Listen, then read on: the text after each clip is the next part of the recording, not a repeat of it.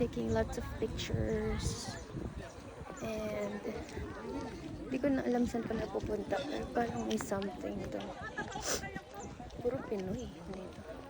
Grabe yung init pero kansya na.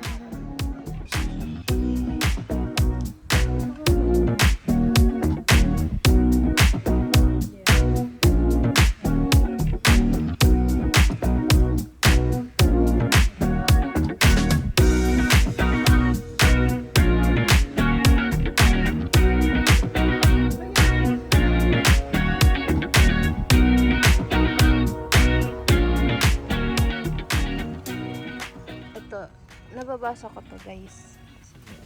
Ay, puti ka. The most scenic viewpoint of the image. Tanan! Parang siyang may hawak na poste.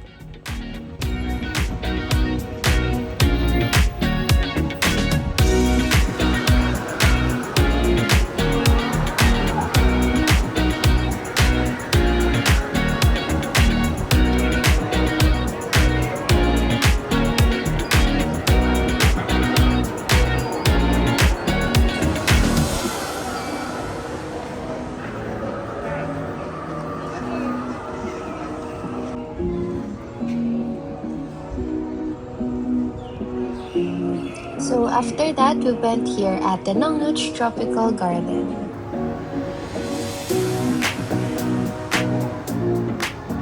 Punta na kami sa Elephant Show. Hindi mainit, no? Presko pa rin. Ayun yung elephant. Hello,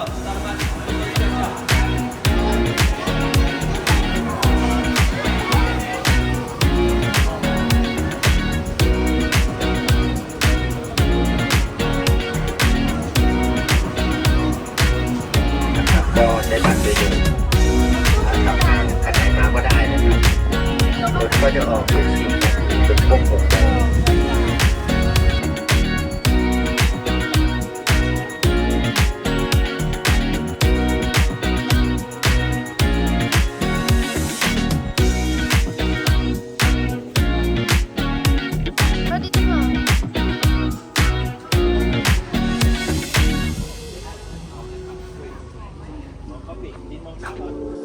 So, nandito na ulit kami sa shuttle papunta sa next destination namin. Hindi kasi siya talaga pwedeng lakaran lang. So, dinadaanan lang talaga ng shuttle. May certain places lang na pwede kang babaan and pwede mong ikutan. And ayan.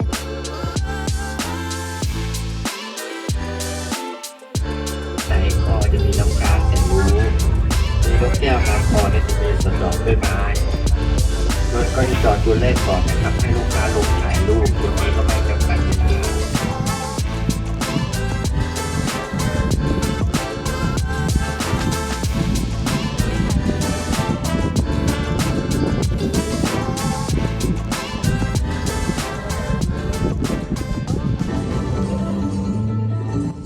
So aside from the gardens, they also have cultural shows and elephant performances. You'll really get to experience Thai culture such as the music, dance, and traditions all in one place.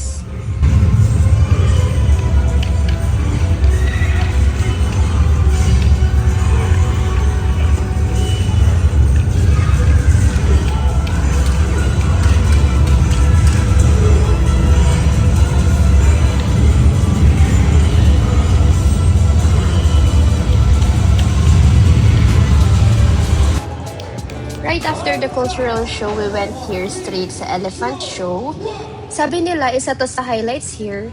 And yeah, I agree, but honestly, yes, sobrang entertaining niya and unique yung experience. Pero at the same time, napapaisip din ako kung paano sila tiningling. Importante din kasi na aware tayo and that we support ethical tourism.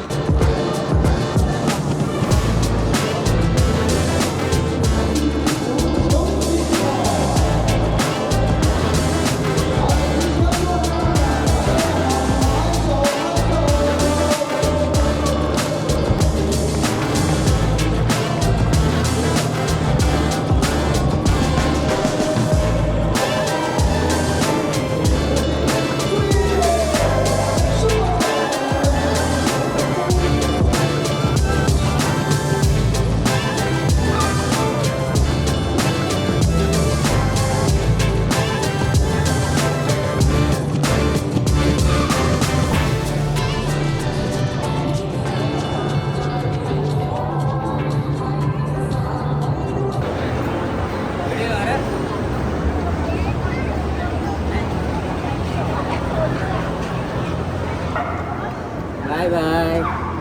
Bye-bye.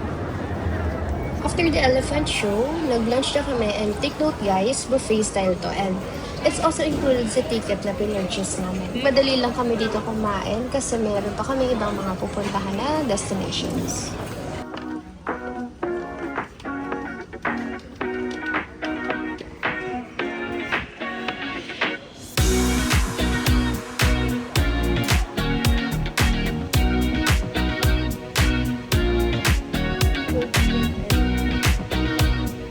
Dito na yung beach.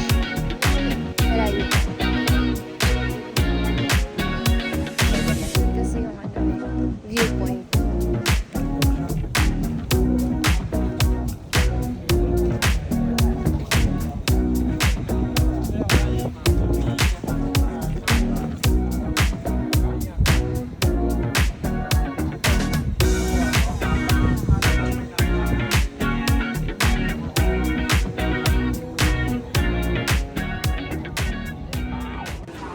Okay. Happy? Super happy. Oh, sabihin mo, ayun yung dream mo. और तू खाली एक्टिंग कर Nakatalikod naman.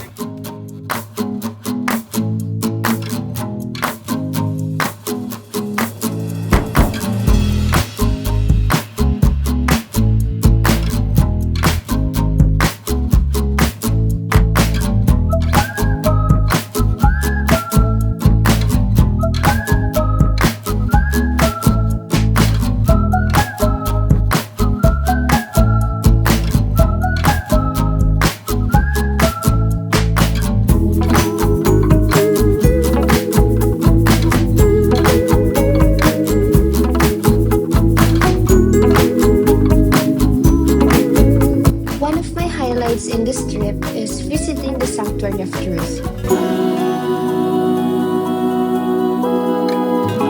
Ever since we landed in Bangkok, lagi ko sinasabi kay mama na kahit anong mangyari, we have to go to the Sanctuary of Truth.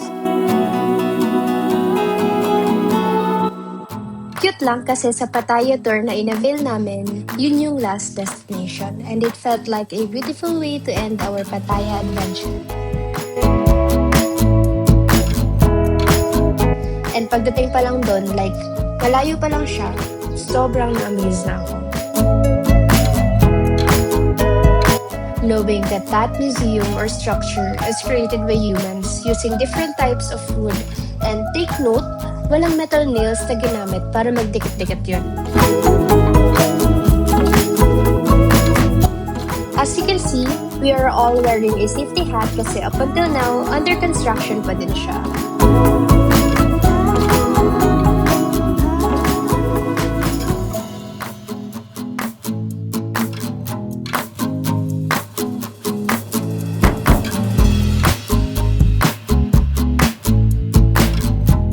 It was so breathtaking kasi sobrang detailed ng bawat sulok.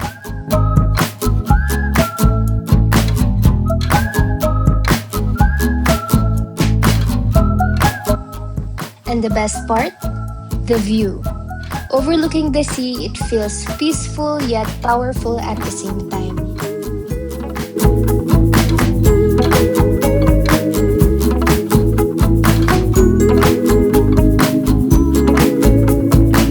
Each carvings has meaning, may it be about philosophy, religion, and human life. A reminder that everything, beliefs, cultures, humanity, is connected in ways we often forget.